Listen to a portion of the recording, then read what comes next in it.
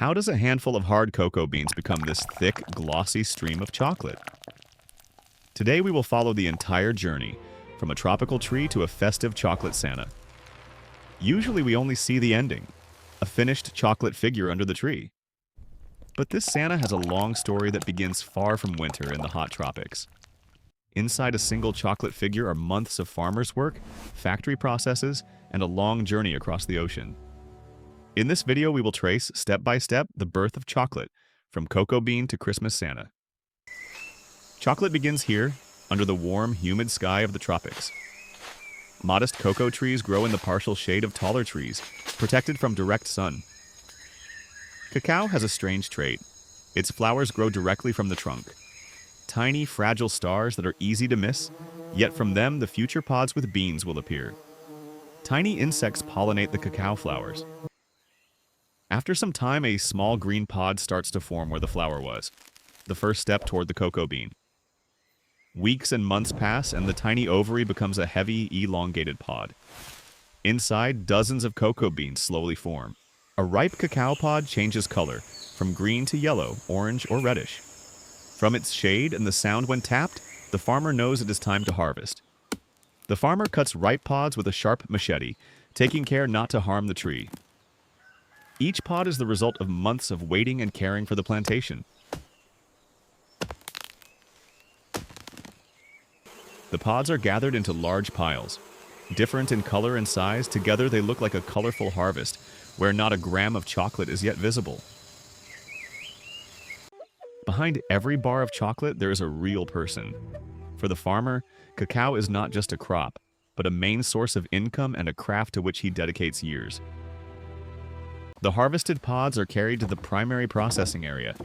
It is hard, repetitive work, without which no chocolate recipe can even begin. The pods are laid out and prepared for opening. In just a few minutes, the colorful shells will split open, and we will see for the first time what will truly become chocolate. The pod is carefully cut and opened. Beneath the hard, colorful shell lies glossy white pulp and dense rows of cocoa beans. Inside, there is no brown chocolate yet, but moist white pulp with a sweet, sour aroma. Each bean is wrapped in its own soft cocoon. Farmers manually scoop out the pulp with beans from the opened pods. Their fingers are sticky from the sweet mass. This is the first step in separating future chocolate from the shells. The white mass with beans is placed into large wooden boxes. Here, fermentation will begin, a process that will turn raw beans into something that starts to resemble chocolate in flavor. The beans are covered with banana leaves and burlap. Under this warm blanket, fermentation begins. The mass slowly heats up and the aroma changes from day to day. In a few days, the beans change color, from pale to brownish purple and then to deeper tones. Along with the color, the characteristic chocolate aroma begins to develop. Periodically, the beans are mixed, so fermentation proceeds evenly. The top and bottom layers swap places and flavor evens out throughout the mass. After fermentation, the beans are spread in a thin layer on large patios or tables to dry. Now they must lose excess moisture and fix their new flavor.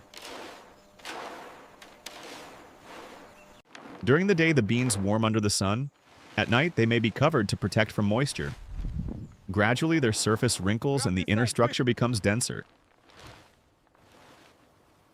The beans are regularly turned so they dry evenly and do not spoil. At the same time, debris and the weakest or damaged beans are removed by hand.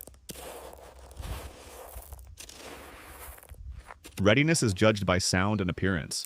A dried bean snaps easily, and inside is a dark, brittle core with no raw gray center. The dried beans are poured into large jute sacks. Now they are ready to begin their journey. To the port, onto ships, and then to chocolate factories all over the world. Dried cocoa beans are sewn into large jute sacks and loaded onto a truck. The plantation passes its harvest onto traders and processors. The remote plantation connects to the rest of the world through this road. Sacks of cocoa set off on their way, first to the town and port, and then even farther. At the port warehouse, sacks of cocoa wait for their turn. From here, the raw material will travel to other countries, to chocolate factories where the beans will become the bars we know. Copy that. Heading over. Cocoa beans are loaded into a container and placed on a ship. Now a long journey across the ocean awaits them, from growing countries to the places where chocolate is made.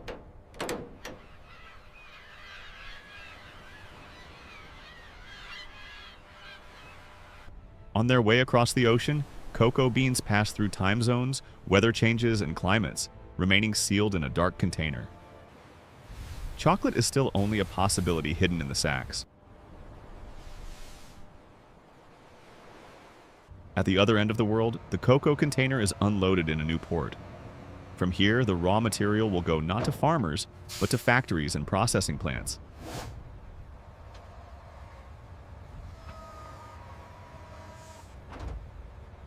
Now the cocoa beans travel by highway to the chocolate factory. For ordinary drivers, it is just another truck, but inside are future chocolate bars and figures.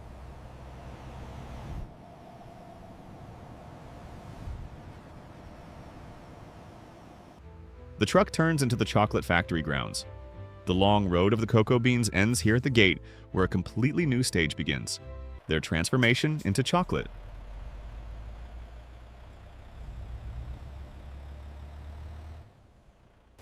At the factory, cocoa beans are first received and weighed. Each batch is registered: which supplier it came from, which region, and what quality the raw material has. Before processing, the beans are cleaned from accidental debris, stones, twigs, pieces of jute. This is important both for the safety of the equipment and for the purity of the future chocolate's flavor. Additional washing or air blowing removes dust and remaining dirt. At the outlet, the factory has beans ready for roasting.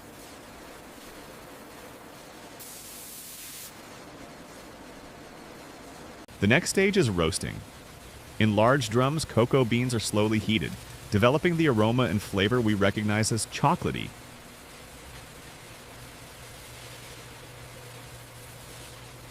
During roasting, the beans darken and their aroma becomes rich and warm. The correct roast profile is one of the key secrets of chocolate flavor. When the drum is opened, a dense cocoa aroma fills the factory. Even without sugar and milk, the smell already hints at the chocolate to come. The hot beans are poured onto a cooling tray.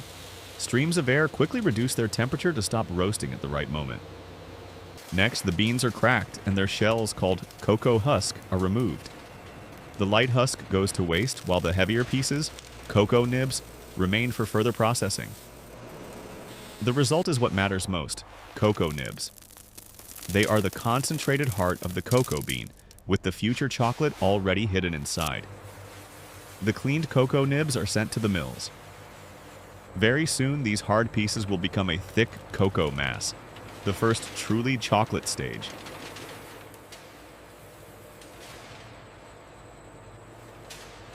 Solid cocoa nibs enter the mills and gradually turn into a thick, dark paste.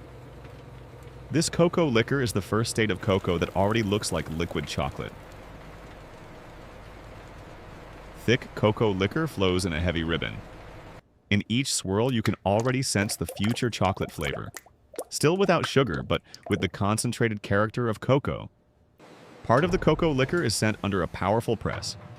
Under immense pressure, cocoa butter, a pale fat that will be an important component of the future chocolate, is squeezed out. After pressing, two products remain: solid cocoa powder and delicate cocoa butter.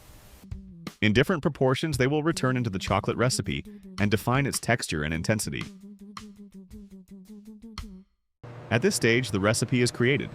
Cocoa liquor, cocoa butter, sugar, and, if needed, milk powder are mixed in precise proportions, laying down the flavor of the future chocolate.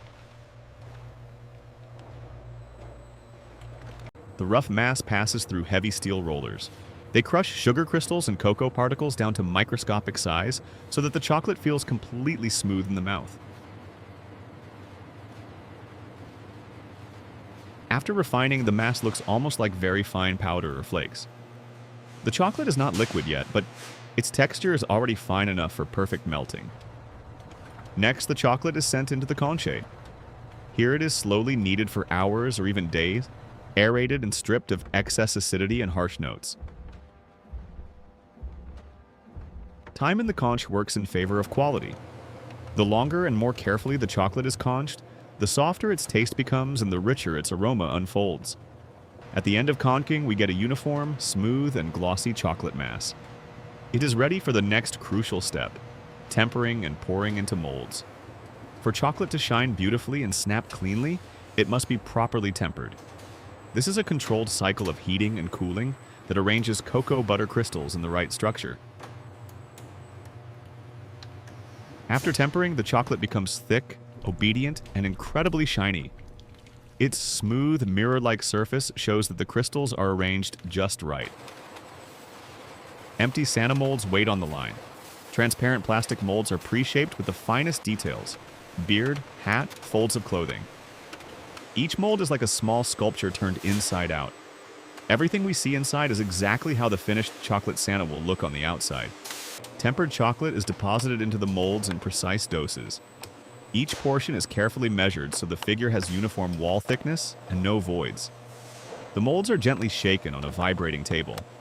This helps expel air bubbles and makes the chocolate accurately capture every detail of the mold. The line of molds enters a cooling tunnel. Here, at a precisely controlled temperature, the chocolate hardens and locks in the correct structure. The cooled figures are gently removed from the molds. With a light click, the chocolate Santa releases from the plastic and lands on the conveyor, all ready as a finished product.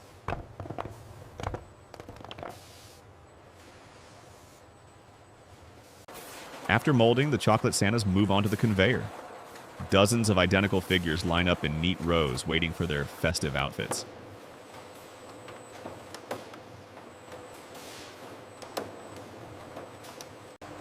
At the next stage, the figures are given character. Thin streams of colored chocolate or icing are used to paint eyes, buttons, a belt, and other small details.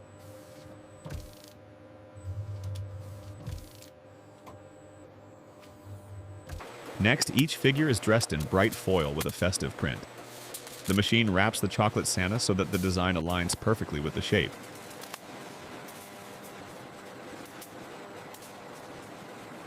The finished Santas are placed into display boxes. They stand in straight rows facing their future buyer, exactly as we will see them in the store.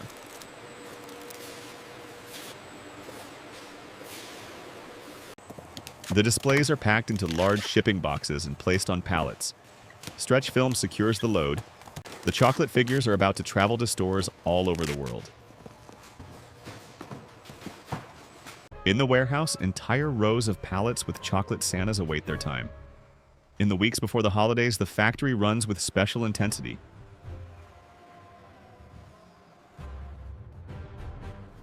Pallets are loaded onto trucks and sent to distribution warehouses and supermarkets. Very soon, these figures will appear on shelves and then in children's hands. In the store, the chocolate Santas stand like an entire army. Bright foil sparkles in the overhead lights, catching the eyes of both children and adults. A child stops in front of the shelf of chocolate Santas. Among dozens of identical figures, they choose the one, their special holiday guest.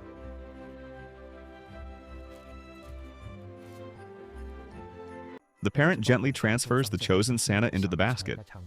For the factory, it is just another unit sold, but for the child, it is part of the coming celebration.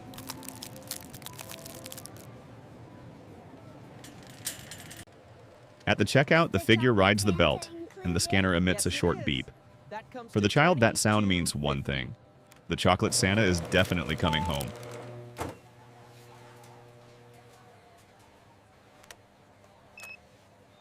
At home, the chocolate Santa takes a place of honor on the festive table. Around him are tangerines, nuts, fairy lights, and that familiar feeling of waiting for a little miracle. The child turns the figure in their hands, studying the drawing on the foil. They have no idea how many stages the cocoa went through before becoming this Santa. The foil crackles and slowly opens like the wrapping of a small secret. Beneath the bright print appears pure chocolate, the final form of the cocoa bean's long journey. A characteristic snap is heard as a piece of chocolate breaks off and disappears into the mouth. In that moment, the entire journey, from tropical forest to factory and store, turns into a simple child's smile. From a tiny flower on a trunk in a distant tropical forest to a piece of chocolate in a child's hand, the journey of chocolate takes months and connects people all over the world. Behind each chocolate figure stand farmers, processing workers, and factory craftsmen. Their unseen work becomes what we casually call just chocolate. Next time you unwrap a chocolate Santa, remember its journey. Looking at food mindfully makes the taste brighter and the holiday deeper and warmer. If you enjoyed this journey from pod to smile, support the video with a like and a subscription to the channel. There are many more stories ahead about how the foods we take for granted are actually born. Turn on notifications and choose the next video about olive oil, bread, or cheese.